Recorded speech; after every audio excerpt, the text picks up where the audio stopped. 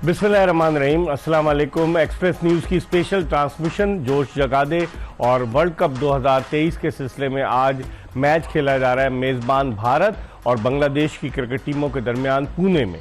भारतीय टीम अपने तीनों मैचेस जीत चुकी है और उसकी कारकर्दगी का अंदाज़ा इस बात से लगाया जा सकता है कि तीनों मैचेस भारत ने बाद में बैटिंग करते हुए जीते और सिर्फ भारत की 9 विकेटें गिरी हैं इन 3 मैचों में, जिससे आप अंदाज़ा लगा सकते हैं कि भारतीय बैट्समैन जो है वो डोमिनेट कर रहे हैं। लेकिन अगर बांग्लादेश और भारत की राइवलरी की अगर हम बात करें तो बांग्लादेश की क्रिकेट टीम ने अभी जब भारतीय टीम इस साल के अवाइल में बांग्लादेश के दौरे पर गई थी तो बांग्लादेश ने भारत के खिलाफ वनडे सीरीज जीती थी और फिर सबसे बढ़कर ये कि बांग्लादेश ने भारत के खिलाफ जो एशिया कप हुआ उसका सुपर 4 का मैच 6 रन से जीता था। तो हौसले यकीनन बांग्लादेश के बुलंद होंगे, लेकिन बांग्लादेश की कारकर्दगी अब तक इतनी मयारी नहीं रही है।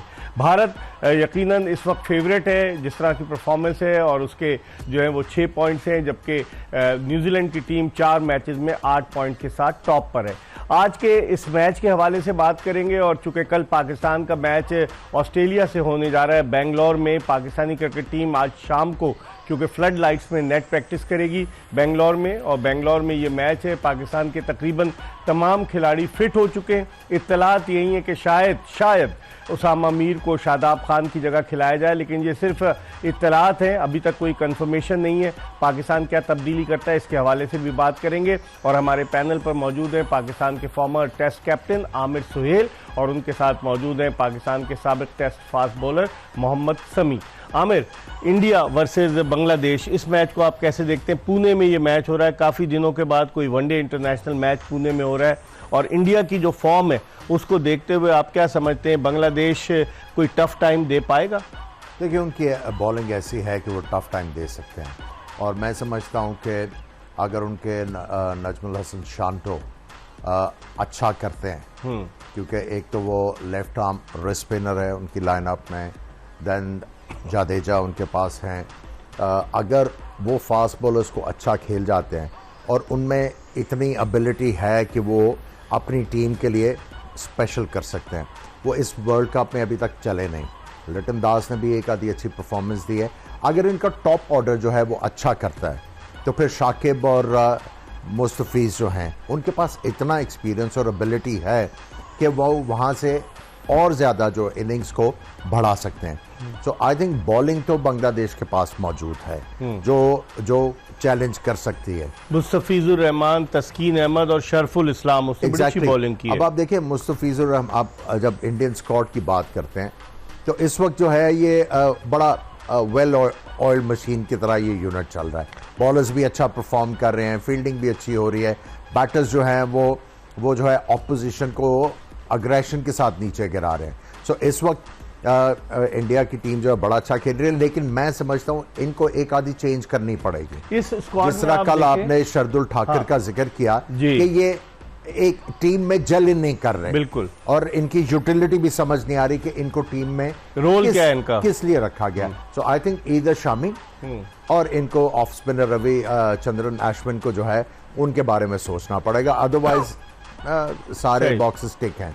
समी, फास्ट बॉलिंग अटैक की बात करें, कल भी हमने थोड़ी बात की थी, आज और उसको डिटेल से डिस्क्राइब करते हैं कि एलन डोनाल्ड के आने के बाद बांग्लादेश का जो पेस अटैक है वो काफ़ी एक ऐसा लग रहा है कि इम्प्रूव पेस अटैक नज़र आ रहा है। आप देखते हैं कि ये पेस अटैक इस बैटिंग लाइनअप को, जो भारत का बैटिंग पावर हाउस है जिसकी सिर्फ अब तक 9 विकेटें गिरी हैं इस टूर्नामेंट में, भारत ने न्यूजीलैंड को 8 विकेटों से हराया, बल्कि ऑस्ट्रेलिया को पहले 6 विकेटों से हराया, फिर उसके बाद जो दूसरा मैच था भारत वो जीता श्रीलंका के खिलाफ 8 विकेटों से, पाकिस्तान के खिलाफ 7 विकेटों से। तो इन तीनों कामयाबियों को देखते हुए आप समझते हैं कि ये फास्ट बॉलर्स भारतीय बैट्समैनों को कोई चैलेंज कर सकेंगे?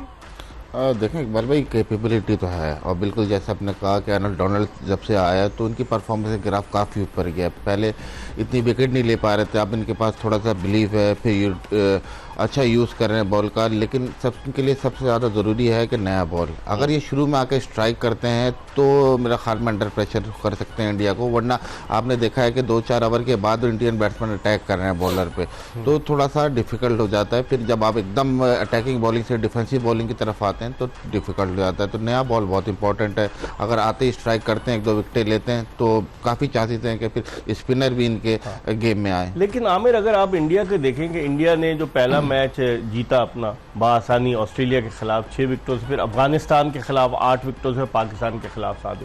अगर देखा जाए तो दोनों तरह की उन्होंने वैरायटी खेली है। अफगानी स्पिनर्स को भी खेला है उन्होंने ऑस्ट्रेलियन फास्ट बॉलर्स को भी खेला है, पाकिस्तानी फास्ट बॉलर्स को भी खेला है। इट शोज कि उनकी बैटिंग लाइनअप में बहुत डेप्थ है और बड़ी कॉम्पिटेंट बैटिंग लाइनअप। अभी तक जो है सिर्फ टॉप ऑर्डर एक्सपोज हुआ है इंडिया का, मिडिल ऑर्डर की, middle order, late middle order की अभी तक बारी नहीं आई।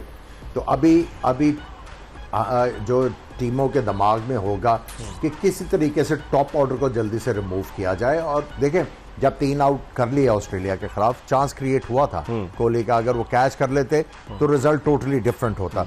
तो अभी तक मिडिल ऑर्डर इनका जो है, लेट मिडिल ऑर्डर, वो एक्सपोज नहीं हुआ, टॉप ऑर्डर कर रहे हैं। और मैं समझता हूं कि बांग्लादेश के फास्ट बॉलर जो हैं उनमें एबिलिटी है, अगर अच्छा गेंद करें तो वो टॉप ऑर्डर को जो है वो रिमूव कर सकते हैं।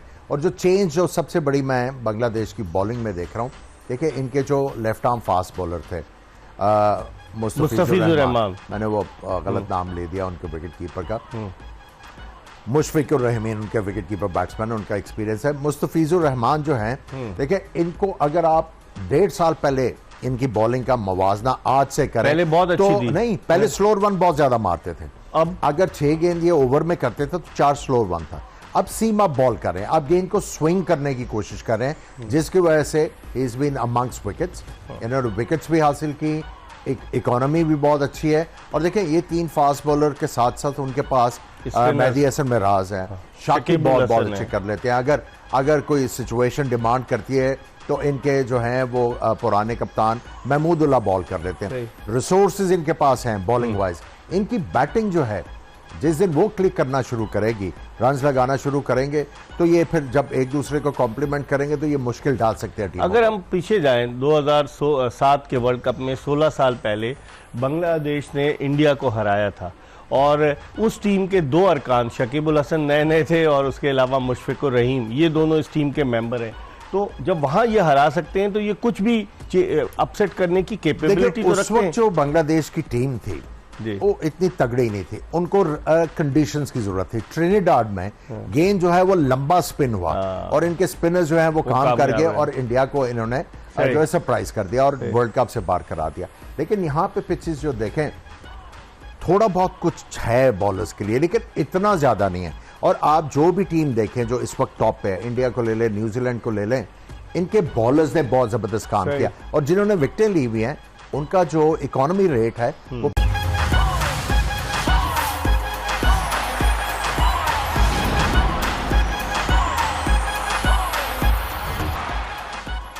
ब्रेक के बाद एक मरतबा फिर आपको खुशामदीद कहते हैं। जैसे आपने एक्सप्रेस न्यूज़ में देखा कि टॉस जो है वो बांग्लादेश के कप्तान नजमुल हसन शंतु ने जीता है, क्योंकि शकीबुल हसन मुकम्मल तौर से फिट नहीं है, तो उनकी जगह आप नजमुल हसन शंतु आज क़यादत के फ़राइज़ सर अंजाम दे रहे हैं।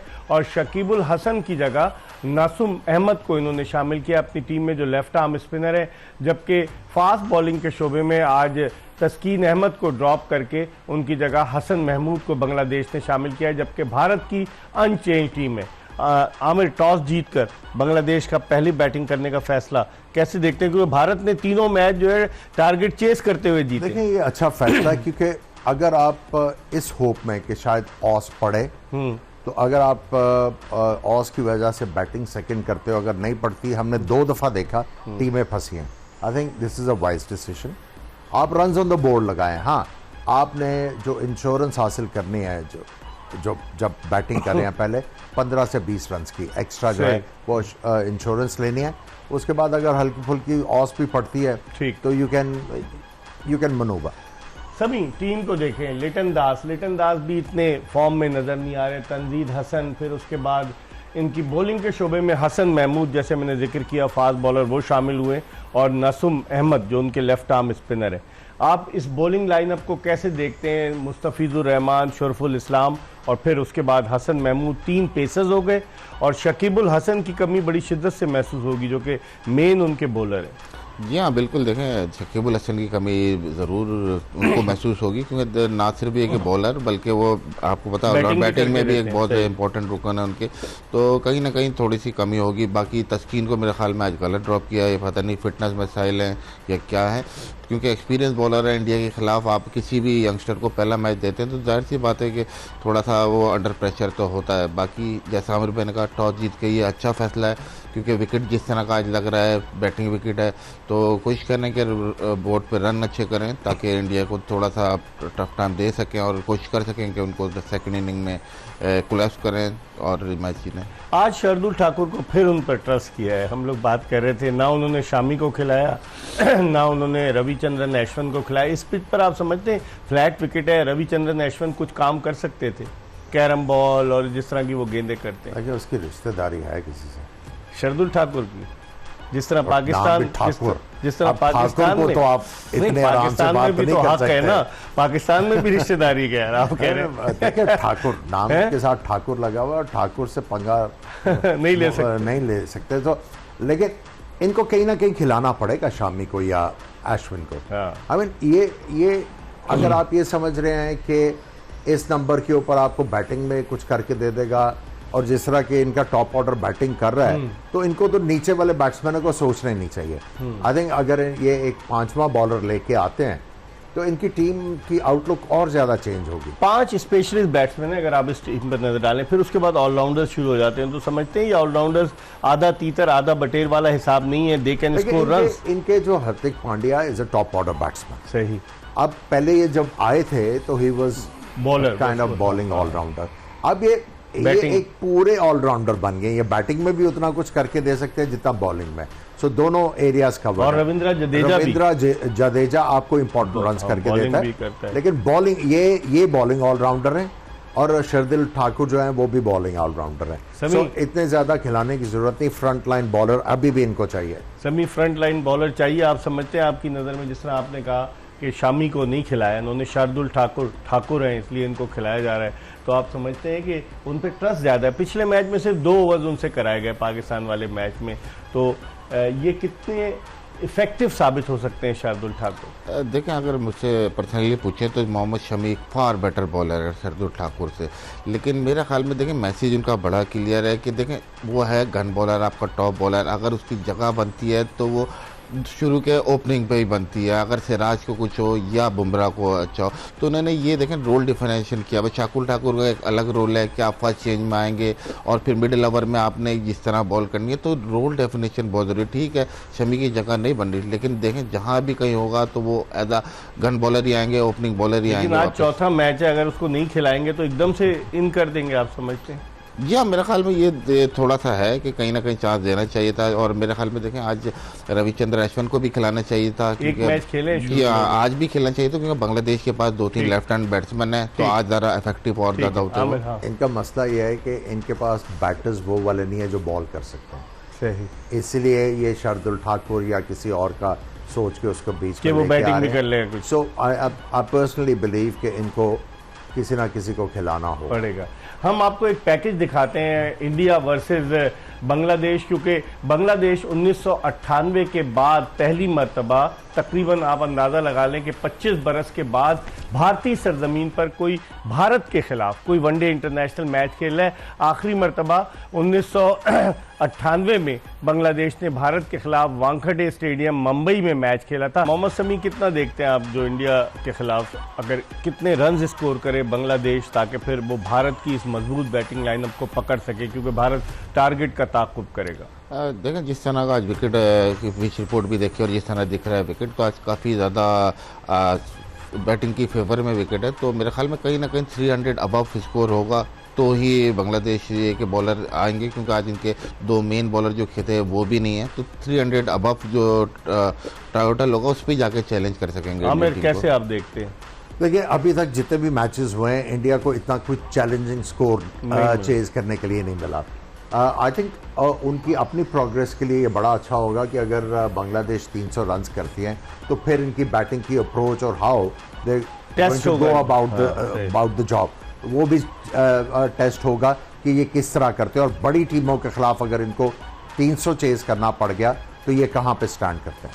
लेकिन अगर हम देखें इस मैदान के हवाले से कि जो उन्होंने बताया महाराष्ट्र क्रिकेट स्टेडियम पुणे में इस साल 9 महीने के बाद कोई इंटरनेशनल मैच खेला जा रहा है, पुणे में आईपीएल के मैचेस भी खेले गए, तो आप समझते हैं कि क्योंकि भारत को बाद लोग तो ये कह रहे हैं कि इंडिया की सहूलत के लिए उनके जो मैचेस रखे गए आईसीसी ने वो इंडियन टीम की सहूलत को मद्देनजर रखते हुए जो है उन्होंने रखे, इस पर आप क्या कहेंगे? ये 9 महीने का क्यों जिक्र किया आपने? वो इसलिए कि उन्होंने जो है ना 9 महीने के बाद मैच हो रहा है ये। बिल्कुल, देखिए कहीं ना कहीं जो पिछले मैच में इंडिया के अलग ऐसी रहा है कि थोड़े से वेन्यूज़ हैं वो भी इंडिया के फेवर में गए, फिर जिस तरह का उस दिन on the match day wicket ने बिहेव किया तो वो भी कहीं ना कहीं इंडियन की फेवर में गया। लेकिन अगर आप देखें इंडियन टीम बहुत बैलेंस नजर आ रही है। हाई बन के कहीं इंडियन टीम बैट तो नहीं जाएगी कहीं? देखिए कहीं ना कहीं है, टीम इतना खेल रही है, कहीं भी ऑफ डे आज हार सकती है। डिपेंड करता है कि किस तरह बांग्लादेश खेलती है और कितना टोटल देती है। देखें कहीं भी आप अगर देखें तो इंडियन टीम का अभी तक टॉप ऑर्डर रन परफॉर्म कर रहा है। कहीं ना कहीं मिडिल ऑर्डर का टेस्ट हुआ तो फंसेंगे। जी हाँ, कहीं ना कहीं अभी तक आप टेस्टेड नहीं है मिडिल ऑर्डर। अगर आपको नए बॉल पे आप स्ट्राइक करते हैं तो विकेट लेते हैं तो आप थोड़ा सा गेम में आ जाते हैं इंडिया के खिलाफ। सही। आमिर, अगर हम इस वर्ल्ड कप पे देखें तो वर्ल्ड कप की मतलब अब तक के जो मैचेस हैं, आज 15वां दिन है और 17वां मैच है, ऑस्ट्रेलिया डिफेंडिंग चैंपियन वो हार गया किससे, वो ऑस्ट्रेलिया हारा एक मैच।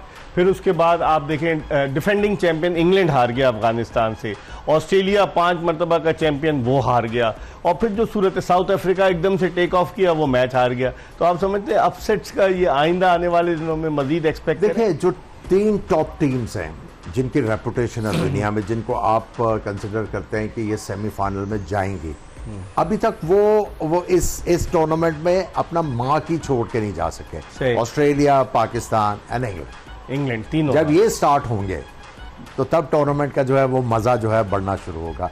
अभी तक ये बिल्कुल खामोश है। अब कल से खामोशी टूटेगी। कल पाकिस्तान ऑस्ट्रेलिया है, कोई ना कोई तो तोड़ेगा, कोई ना कोई तोड़ेगा। इस पर हम मजीद बात करेंगे क्योंकि टॉस जीता है नजमुल हसन शंतु ने, जो स्टैंड इन कैप्टन है बांग्लादेश के। टॉस जीतकर वो पहले खुद बैटिंग कर रहे हैं। हम हेडलाइंस की तरफ जा रहे हैं, न्यूज़ अपडेट की तरफ, और उसके बाद जब वापस आएंगे मजीद आपसे बात करेंगे। Stay tune to Express news.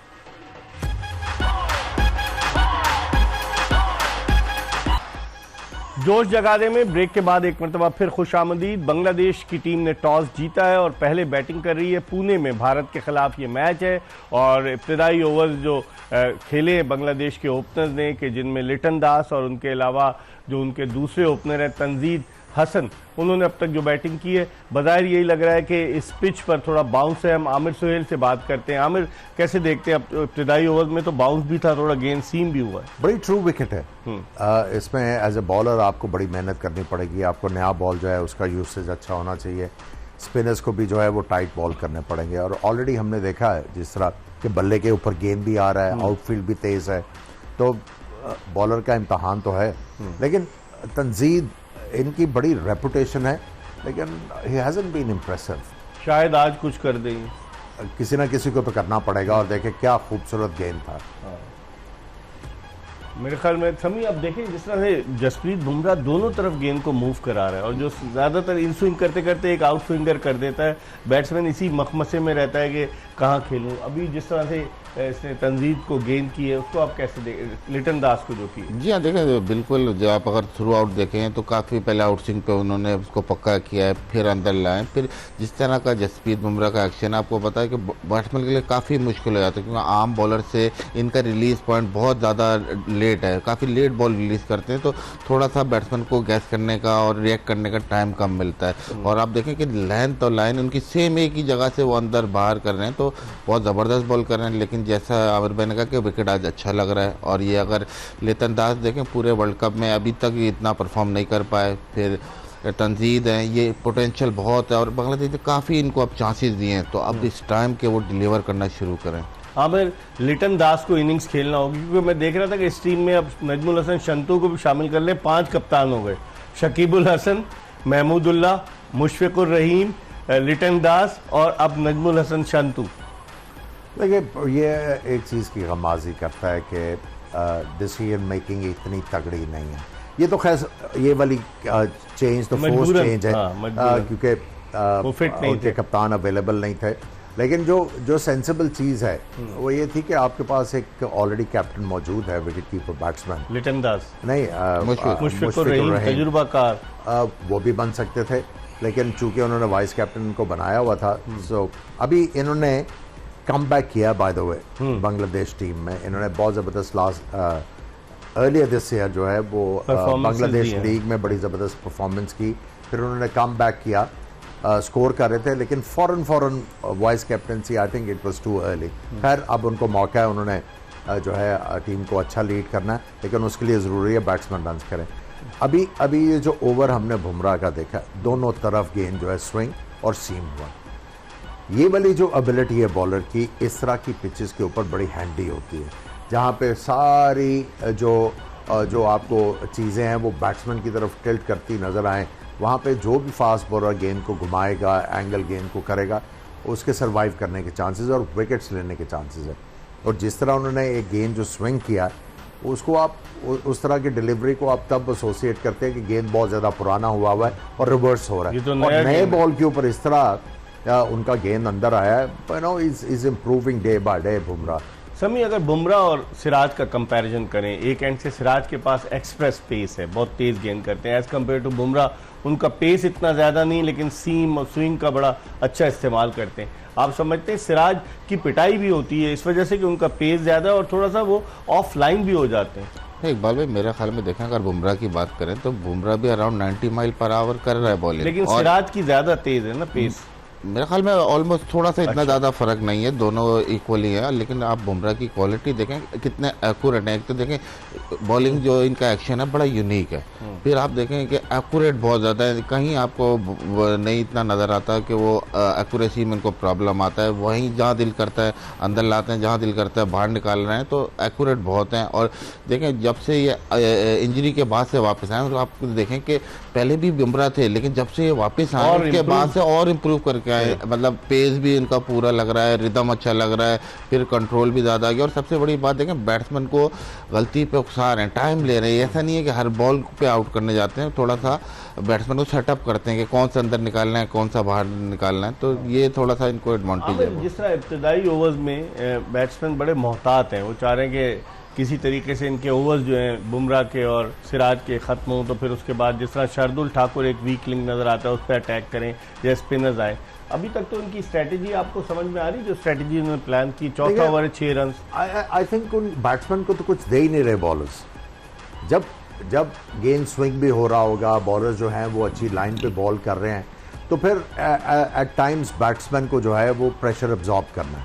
देखिए दोनों फास्ट बॉलर्स की अगर आप बात करें, सिराज और Bumrah back of the length और कोई गेंद आगे डालते हैं एज अपोज टू सिराज। मेरा ख्याल है इन्होंने डिलिबरेट प्लॉय है कि सिराज शुरू में आके गेंद आगे करने की कोशिश करें और जोर भी लगाते हैं, और जोर अगर तो गेंद थोड़ा सा इनका हवा में कुछ हुआ विद दैट पेस, तो ये बैट्समैन को आउट कर लेते हैं। आप देखें कि शुरू में आके ये गेंद आगे करने की कोशिश करते हैं, उसके बाद जब इनको कोई स्विंग नहीं मिलती तो फिर अपनी लेंथ को जो है वो एडजस्ट करना शुरू करते हैं, थोड़ा सा पीछे आते हैं, back of the length ball करते हैं। तो आई थिंक इनके रोल पूरे डिफाइंड है कि इन्होंने नए बॉल के साथ करना क्या है।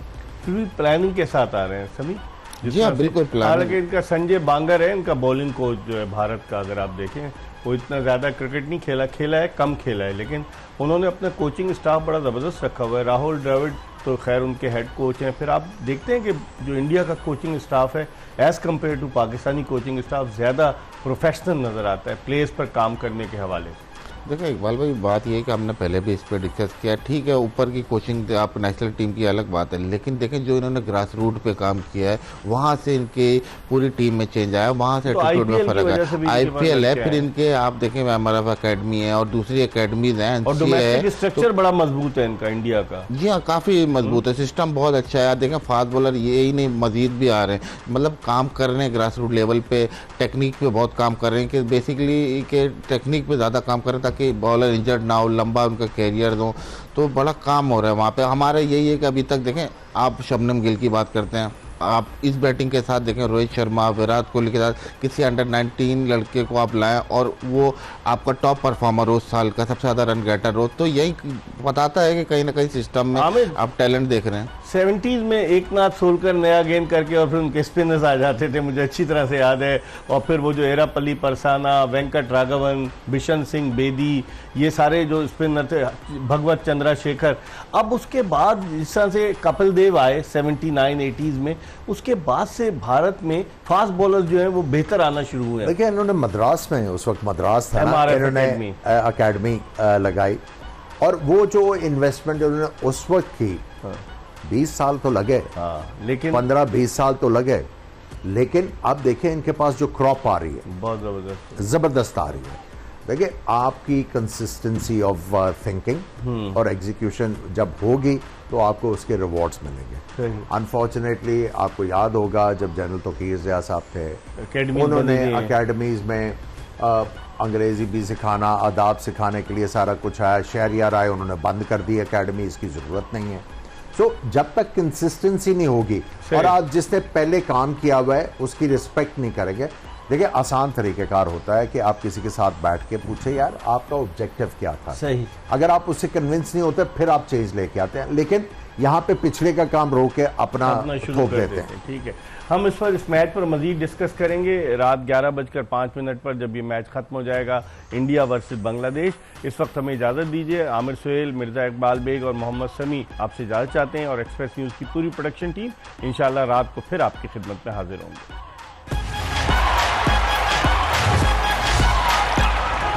Look it on, shake it on. Up there,